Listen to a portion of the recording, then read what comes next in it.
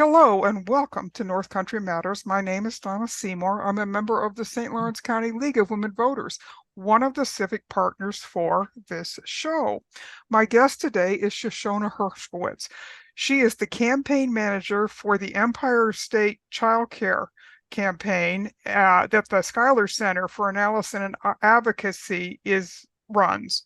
Shoshana, welcome back to North Country Matters. You were last here in May to talk about the state of childcare here in New York post-budget. Then the leaves were just starting to leaf out. Now they're changing color and falling. So quite a bit has happened to the leaves in the last 6 months, but I don't think quite a bit has happened the way we wanted to see it happen in childcare, has it? Yeah, well, it's nice to be back with you. So there's been some progress in that in the post-budget, in the end of the legislative session, we did have three bills that really help parents and families with access. And that has been a good piece of news. The three bills passed with overwhelming bipartisan support. One of them, this is its third time passing, the one that decouples a parent's exact work hours from when they can qualify for child care assistance. Which is huge because right now, the way the law stands, a parent can only use their work hours and the time spent to and from traveling to and from childcare and work. And that lack of flexibility makes it difficult for parents if they need to schedule things like a doctor's appointment or if they have one child sick at home, things like that. It passed, the governor did veto it last year, claiming that there was a financial component. We did try to get it into the budget. The governor did not put it in her budget, executive budget. So we are giving it another go. And in addition to that, we also passed eliminating the minimum earnings requirement, which is really huge because for folks who don't earn the equivalent of the minimum wage, they don't qualify for childcare assistance because they earn too little. So that really keeps people trying to move up out of poverty in poverty because they can't access childcare assistance. And then the third bill, statewide presumptive eligibility. When someone qualifies for child care assistance, they have to go through a process, and it can take weeks, sometimes 6 to 12 weeks, to determine if they are eligible for assistance. And in the meantime, the opportunity for a job can disappear. So this presumes that they are eligible, allows them to get their child in a child care setting and begin their job while the paperwork is processed. And both minimum earnings and presumptive eligibility passed both chambers, the Assembly and the Senate, with unanimous support. So, which is huge. So we are really calling on the governor to sign these three bills. We really consider them to be a package of bills. And the legislative sponsors of all of these bills very much are on board with us, seeing these as a package of bills. And we're waiting on the governor's signature. We have done a press briefing recently with all of the legislators who sponsored these bills. We've also sent a letter to the governor from over 110 organizations, ranging from child care centers and family providers to the Business Council of New York State. And we've had individuals also send in letters to the governor. We're now at about 850 letters to the governor from individuals across the state saying these bills are important, they will help parents, they'll help families, and it will create more stability for child care providers to be able to serve those families. So we are really hoping the governor will sign these bills. And when we get back to the legislative session in 2025, we will continue to advocate for the workforce compensation piece because we know that access for families isn't enough. We need childcare workforce to be paid a thriving wage and to have access to benefits. What you're really describing here with these three bills is a huge catch-22 for New York State families. It's not their fault, uh, obviously, and if they're in poverty and trying to get out of poverty, then we should be helping that process, not hindering it. And the fact that the governor isn't signing these bills is just hugely frustrating. It is. And, we are working on our end on all fronts. We've got some other things in the pipeline as well to really, try and get her on board. We are hopeful that she will sign them, but we would like to see that sooner rather than later because this can help so many families across the state, and the time is now. Yeah, and certainly we're seeing that in the rural area I live in because there simply are not enough childcare slots to begin with, and so the need is out there, but the families can't access it, and that is just a shame, because if we talk about wanting to see a robust economic picture in New York State, childcare is an absolutely critical piece of that, making sure people can go to work. Yeah, yeah, it is definitely, I think of it as infrastructure in so many ways because, just the same way you need to travel certain roads to get to your job, if you don't have childcare, you can't get to your job. It is a piece of family infrastructure and economic infrastructure as well as educational. Yeah, it is. There was a recent report that was released called the Child Care Funding Cliff at Year One: Rising Prices, Shrinking Options, and Families Squeezed. New York was one of 5 states that the report focused on where child care center prices for infants and toddlers are higher today than they were before the pandemic. And we know how the pandemic just made the childcare crisis that much worse. So let's, Shoshana, talk just a little bit about some of those New York specific statistics that were in that report, because they really flesh out what we're talking about here. The squeeze, which is, it's a perfect word to describe the situation for families. They are being squeezed. Yeah, yeah, they really are. And it's, I think that so often we think of the needs of providers and the needs of families as two separate things, but they're completely intertwined. And you see providers, really just struggling to keep their doors open. And so much of it is because they cannot recruit and retain workers. So they may have capacity, for X amount of, let's say 10 kids in a family childcare, but they only have 6 because they don't have a workforce. And until we start investing in the workforce, it is going to be difficult for families to find quality childcare. And even though we've expanded subsidies and assistance, if there is not if the supply side of this is, not matching the demand, we're going to see crisis. And we have to address both of those. Addressing one will not solve the problem. I think it will actually only exacerbate it.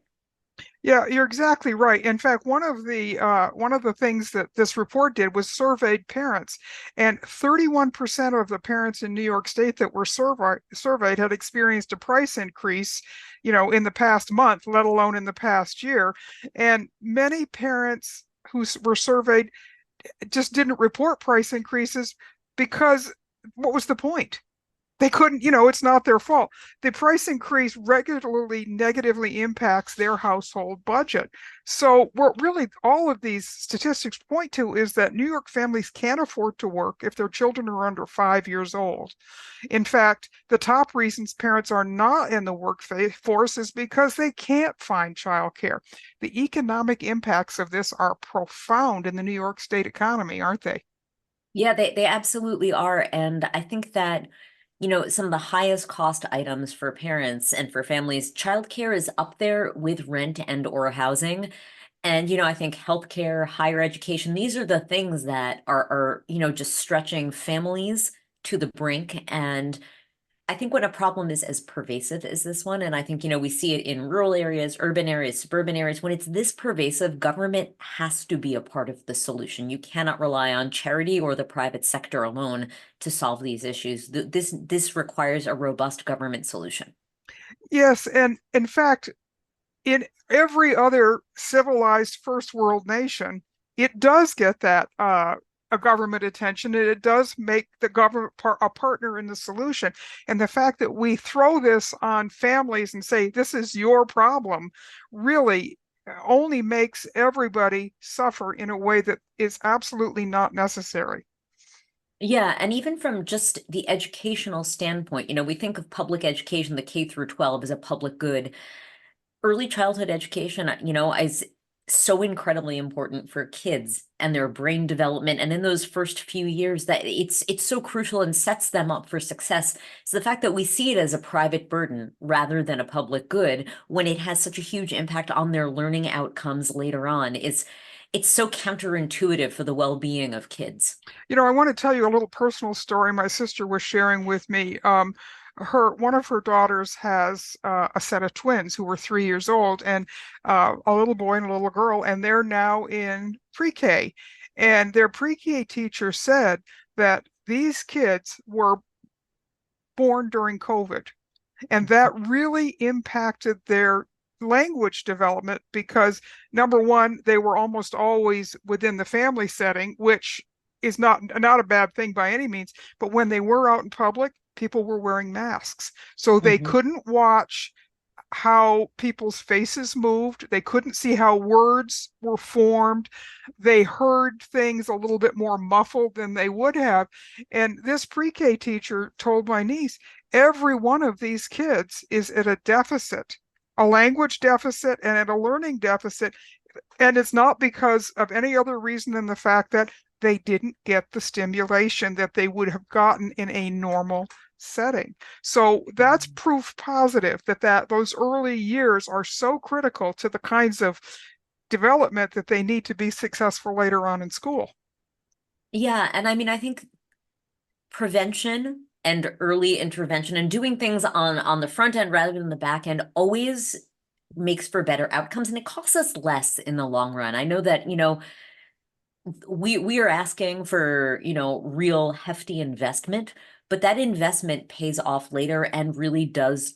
Prevention costs less than correction. Exactly. And it doesn't matter whether we're talking about healthcare or education or any other thing uh, Yeah. uh, in this society. If we can give people the right start, young children the right start, once they get to the school system, then they can thrive. And isn't that about what we're supposed to be doing as a society, is creating a situation where everyone can thrive? Yeah, and I think that's good for kids, and it's good for parents because I think as a parent I always think, they always say parent is only as happy as their unhappiest child. And when you see your own child struggle, that takes a toll on you as a parent, and certainly that will play out everywhere you go, in the workforce, everywhere you are. So I think that we are just, if you're only measuring it in dollars, we're missing a piece of it. But it's just such a complete and total societal impact, economically, emotionally, educationally.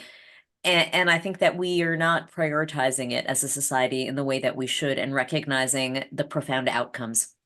Yes, and I think you're exactly right about that. So there is still a little time in this legislative year for the governor to sign these bills and get them into effect, which you can sign a bill, but it doesn't mean it takes effect the next day. It takes a while to set up the parameters for success. So you've talked a little bit about what these bills would accomplish, Shoshana, and that's good. But one of the things that we know is that childcare has many legislative uh, champions in Albany, including the so-called Mom Squad, which is a group of young women legislators, both in the Assembly and in the Senate, who are living with these issues every day. And they're very powerful spokespeople for childcare. What is the problem? Why is no one listening to them? Why aren't they listening to the champions in the legislature, let alone all of the parents and the advocates like yourself out in the state? I think that everybody, everyone is pro-child and pro-child care until they have to pay for it. And that's the problem, is this costs money. It requires real resources. And, I think we're asking the folks who have the power of the purse strings to put their money where their mouths are. And that I think is the real obstacle here is, everybody says that they're on board until it's time to pay for it. And then, there's a lot of half measures, and it's just not acceptable and it's not sustainable. No, and as you point out, the cost down the road to us as a society and to our educational systems is well more than what it would cost to put the money in at the front end. And so it's being very short-sighted to think that Yeah. you can ignore a problem and that it will somehow just go away and not get bigger. So we Yeah. see that all over the place, whether we are talking about flood infrastructure and then a hurricane hits, or whether we're talking about educational infrastructure with kids who aren't ready to learn. So uh, the lessons are out there, and somehow we've got to make sure that our leaders are paying attention, don't we? Yeah, we absolutely do. And we need we need to, again, just recognize that how we spend our dollars is a reflection of our values. Right. And if we truly value, if we want New York to be the best place to raise a child, then we have to put the money in as well as the words, because all of these things cost money and we need to make that investment if we truly value children and families. You're right. And one of the things that your organization and others are talking about this fall, because we're less than 30 days out from the election, is you're asking people to be child care voters. What does that mean? Be a child care voter. So I think it's recognizing that when we talk about cost, and a lot of people are talking about the economy as they head into this election, that childcare is a piece of that. Again, like housing, higher education, healthcare, not seeing it as something separate. It is a piece of every family's budget when their children, not just, 0 to 5, but even aftercare, summer care, before care. These are things that are taxing families, and they need to be aware of where their candidates for office stand on these issues. Will they be supporting things like really robust investment? If they are currently in office, what is their voting record on these issues? And just really being educated and informed as they head into the voting booths, that they know that the people that they are seeking to put in office will support children and families in the job.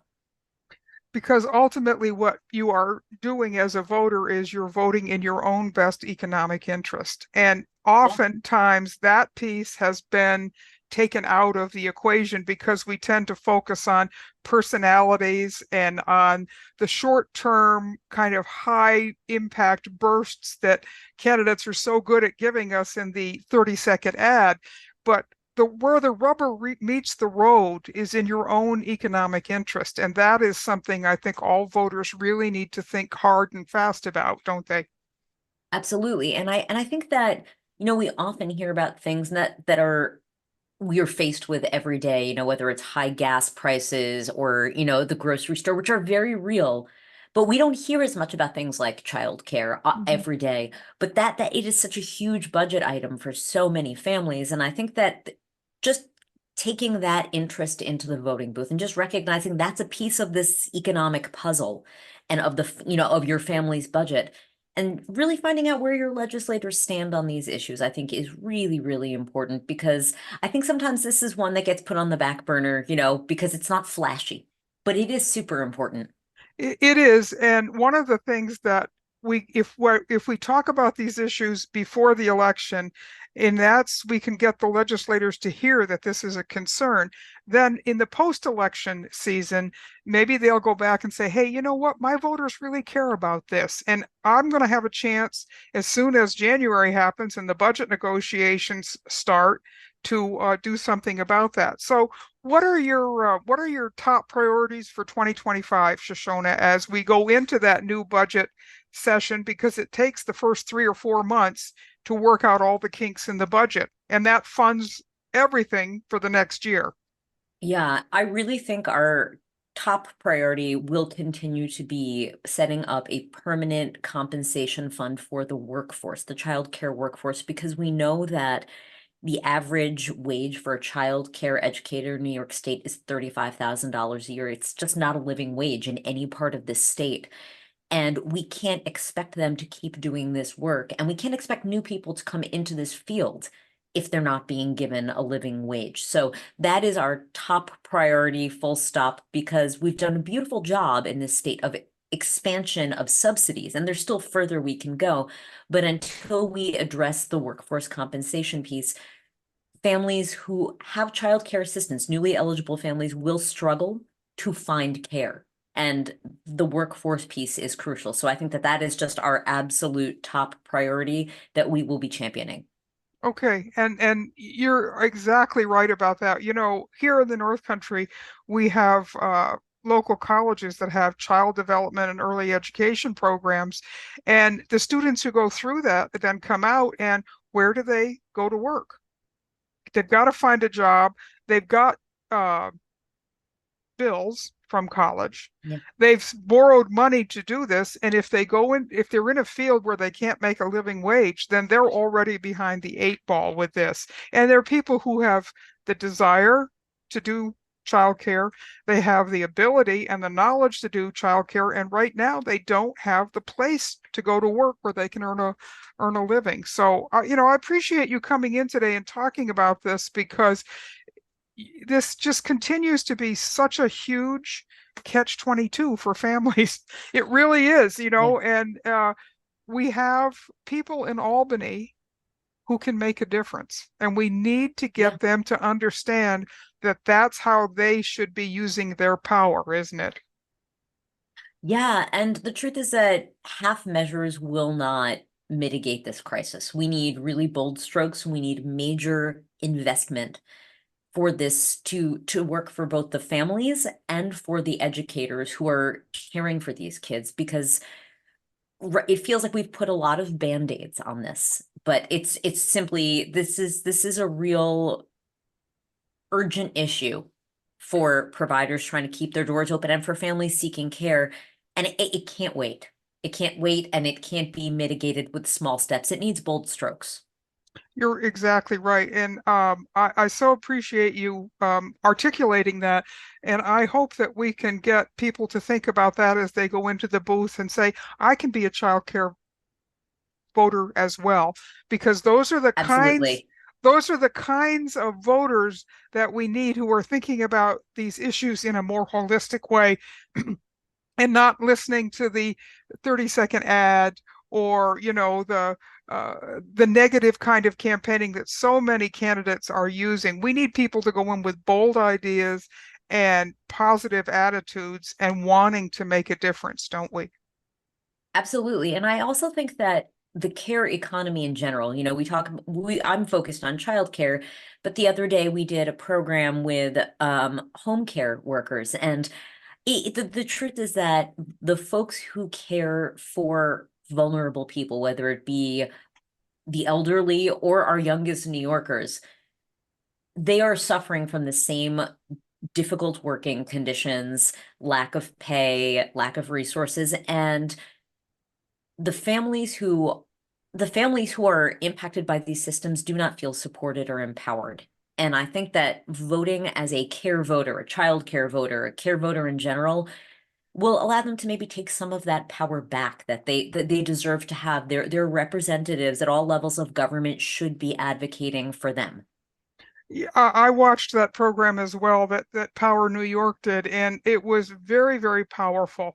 And the truth is that there are so many families who are caught right in the middle. They have young children, and they have elderly or disabled family members that they're also taking care of, plus trying to how to figure out their own to meet their own needs and their Mhm. family's needs in terms of an economic sense. And members of the sandwich generation are being squeezed on both sides by this. Yeah, no, So yeah, that's where I am, yeah. and yeah, very much so. And it takes a toll, and I would like to see people in public office really address these, day in, day out life issues for families.